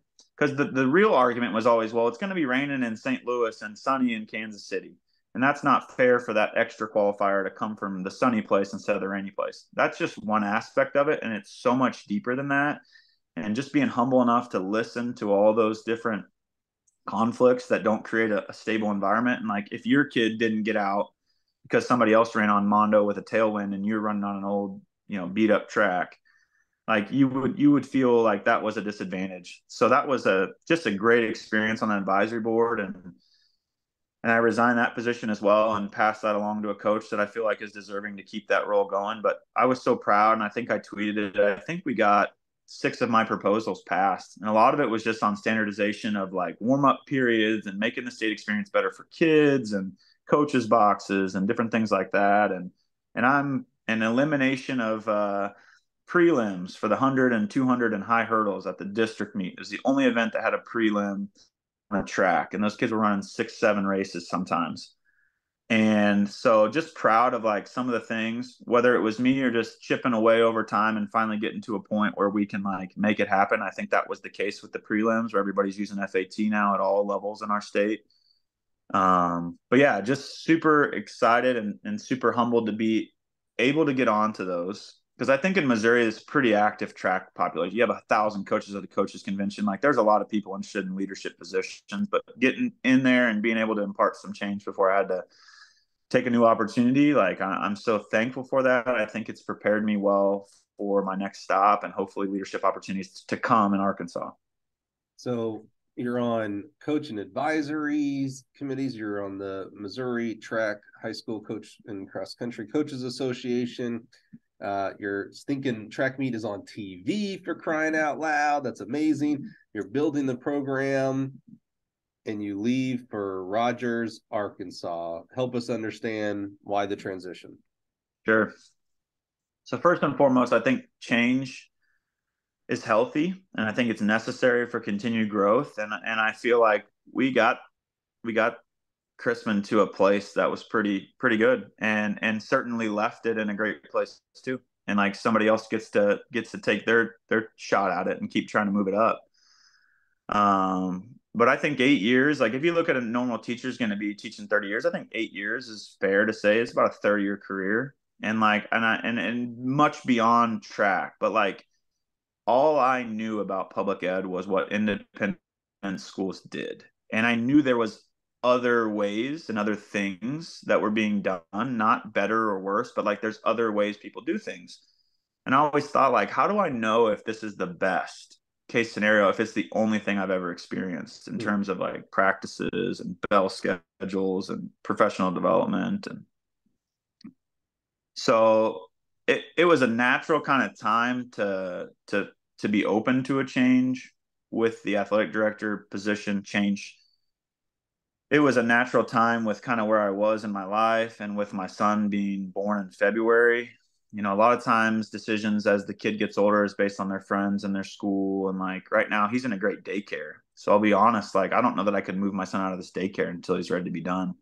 So much of the decisions now will be more made around him and my wife and certain things. And so the timing worked out pretty well. And I will not say that it wasn't extremely difficult. And like, our family didn't have some really divisive conversations within my household just about like leaving. And my wife's family is all from Kansas City, and we had grown comfortable where we were, and we were, experiencing success, and we had relationships and friendships and all the things that people want. And we were certainly leaving that security blanket. And I feel like for us, it's going to be a very healthy and growth oriented move. And like, we're going to have to survive without that safety blanket. And I'm going to go back to year 1 at Chrisman and battle through that again, like those things. And there's going to be work to be done. And I think that's healthy. And I think change is good for people. And I don't think you should be changing all the time. I don't think the grass is greener, and I don't think this, that, and the other. I just think you've got to be open to change and moving up. And the reason I say moving up in some ways is I moved to a state that has athletic period. I left a state that didn't have athletic period. And that was a big deal. And I get to run and operate a 50-week calendar in Arkansas, as opposed to Missouri, which was like a 12-week calendar for track, legally time with your athletes doing anything specific that you want. So like this is as close to a college model as I can get back to. And certainly there was financial incentives coming down with some things that they have in Arkansas. So like able to move my pay up, able to have less teaching time, more athletic period during the school day. Insurance opportunities were cheaper for my son and me randomly. The daycare was fantastic that we got him into. My wife was able to secure a position. She's a teacher as well. She was able to secure a position at a school called Bentonville West with a volleyball program over there. So like it all worked out, and things like happen for a reason, as I said. And like any one of the things I just mentioned, if they didn't happen, we probably had to have stayed. And like they all happened, and we're here. And has there been challenges? And has there been times where we felt alone? And has there been times where we had to say no because we had to stay home with our son as opposed to taking him to grandma and grandpa's? Like, certainly. Does that make our family unit stronger? Does that make me a better coach stepping into a new role and doing this again the way that I had to do it there? Absolutely. And I'm like extremely excited for the challenge and understanding of it. And it's good. And one of the things, and I'm involved with a leadership panel. We meet 3 times a week for 30 minutes within the school day. It's called Eagle Period. So kids elect to be in our leadership. And our softball coach leads it, and our baseball coach is in a different role now within the building, but those two used to lead it. And just the other day, so now I get to be a part of it. The other day, talking about leadership with these kids, we were talking about like how it's never as bad and never as good as you think. And we were talking about comparison being the thief of all joy. And like, so it's never as bad and never as good as you think. And like, man, it didn't hit me right there when I was like involved in teaching these things with kids. It hit me because like 2 days ago was rough, man. Like it was rough. And I was like, in a combination of a lot of things. And yesterday was fantastic.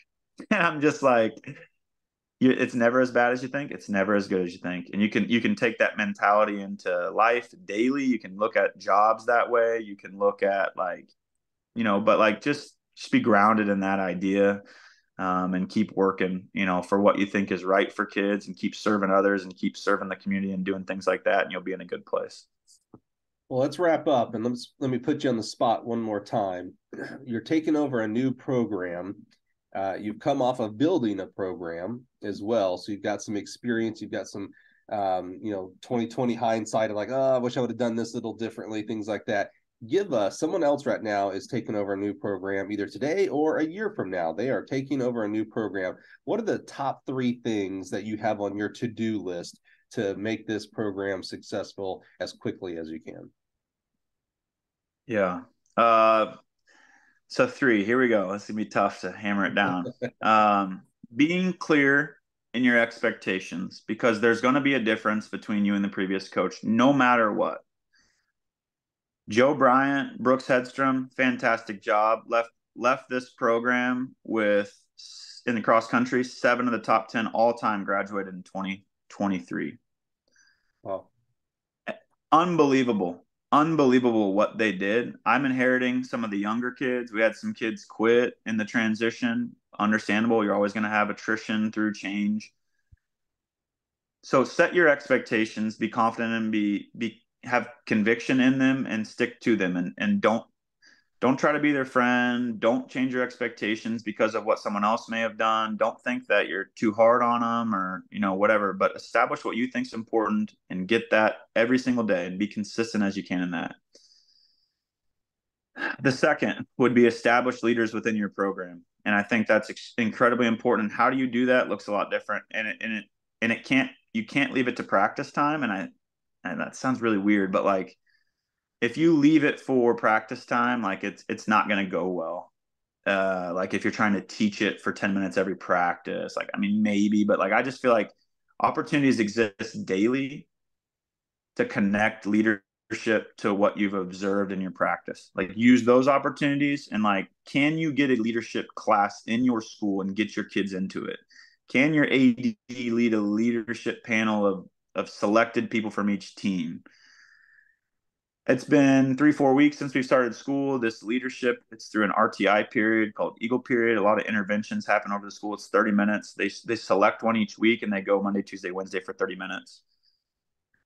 And I've got 4 or 5 kids from track and field cross country coming right now. And I keep challenging my kids, like, you've got to come to leadership if you're not in an intervention during the school day. Like, we need you in there. If you're an aspiring leader, if you aspire to be better, like, I need you in there. So, like, that's the next challenge for me is, like, how do I keep equipping leaders? And I've got a lot of young kids. Like, truly my best cross country runners right now is what I'm focused on. And I have off-season track running right now as well. But a lot of sophomores, a lot of freshmen are my better athletes. And, like, how do I get my better athletes to want to lead? Because right now they just want to be the better athlete. They don't care about leading others and serving others. And so, man, can you get something going in your school, even if it's not you? I mean, I can't tell you how impactful. I texted him yesterday. I said, I'm so grateful for you, Coach Bowen. Like, you have been such a blessing to me, just being in the same room as you as we go through these leadership lessons, and we look at podcasts and we look at clips and we read books and all this. But just, man, what a great start to the year and getting to be with you. And I appreciate all you do. And third is, like, creating a connected team. And, like, connected teams are powerful teams, quote unquote, stolen from Steve Jones, the author of Twin Thieves. Connected teams are powerful teams. And so 2020 hindsight is that sometimes I didn't care how connected my team was, because the perception was we couldn't accomplish anything as a team at the state meet, at the conference meet. We didn't have the pieces to win. So I poured a lot into my top end kids that could win the state meet and different things like that.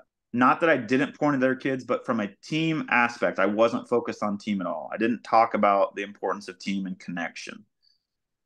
Connected teams are powerful teams. And certainly, like, right now, we are not going to win the state championship in cross country. We are young, and we lost 7 of our top 10 all time in school history. So we are rebuilding, if you will, with what we have. But I believe with my whole heart now that if I can get my group to be connected, whether we win the state championship or not, we will perform higher than we would if we were just a bunch of individuals running and we had small pockets of connection within the sophomores, within this diversity, within this type of kid, within this area of town. Like, how can I create a connected, powerful team? And I know that connection can take everybody within the connected group to a higher level. And whether that's 4th place at the conference meet or 1st or 7th, like, I certainly don't want to know or reflect on what it would be like if we weren't connected, like where we would fall lower on the pole if we weren't connected. So those are the 3 kind of, for me: clear expectations and be consistent, develop leaders within your program, and then find a way to connect and get your team to be connected. And I think if you can do that, like, you'll get the ball rolling in the right direction right off the bat. Great job being put on the spot. Yeah, that was tough. I love it. No, you did a great job. I knew you would. That's why I was like, I got no fear here. You're going to happen. And I had no fear because I was putting you on the spot, not me. So I'm all good there. But what I heard was communication, being clear in your expectations, identify and equip, establish leaders in the program, and then community, create a connected team. I think that's great. I think that's a great advice, whether you are taking over a new program or if you are in a position with your team and you're just like, we just need a boost. It's not happening. Well, take a step back and think about, well, where are you in your communication? Where are you in your equipment of leaders on your team? And where are you in your sense of community within your team as well? And that's one of the harder aspects of any track program at any level is how do you get throwers and distance runners and sprinters and hurdlers, everybody pulling on the same rope to win championships, because it's always better to win championships as a team than it is to win individual. Maybe not for that individual, but as a coach and for the team, it's always better that way. So Tyler, great job. I appreciate you letting me put the heat on you there and giving some really profound and really valuable advice there. I love it. Thank you for that. I appreciate it. Thank you.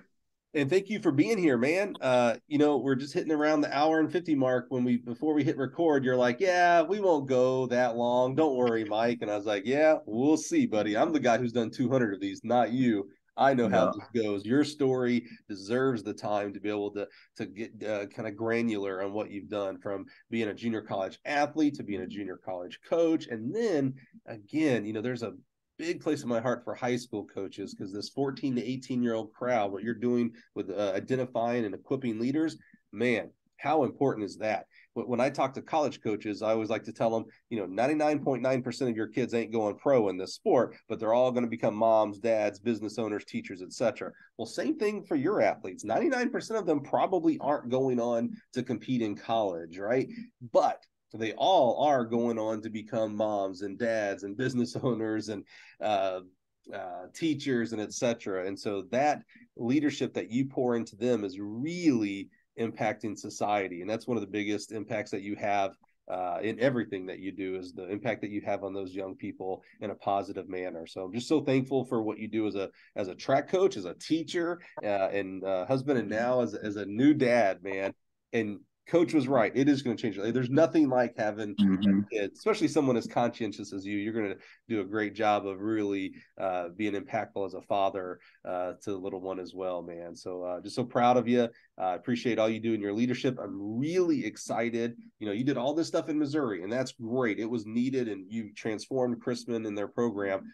Well, now you're starting all over. I'm excited to see what you do in the state of Arkansas. I have a feeling that you're just not going to sit on your hands and just coach just Rogers Heritage High School Eagles, I'm assuming, there in Rogers, Arkansas. I have a feeling you're going to get involved in the Arkansas level of Track Coaches Association and the state level and things like that, and make a positive impact there as well. And I'm excited to watch you grow in that capacity as well, my friend. Absolutely. Well, I appreciate you, Mike, and telling people stories and all the kind things you just said. And you're absolutely right. And I'm excited to see what can happen here in Arkansas and move the needle, if you will. So thank you again for spending time with me today, and the time that you pour into coaches as well, both on the podcast and on social media is unmatched. And so I appreciate all you do for the sport as well. Absolutely. You deserve it, man. What a great podcast today, right? I mean, we got a book recommendation, Twin Thieves. Almost said True Thieves. That's probably a true crime model or something. Twin Thieves. So let's go. I'm going to go immediately and get this from my library. So we got a great book recommendation. We got a fantastic quote. I love how Tyler said, it's never as bad as you think, nor as good as you think. And I love that. Not getting too high, not getting too low.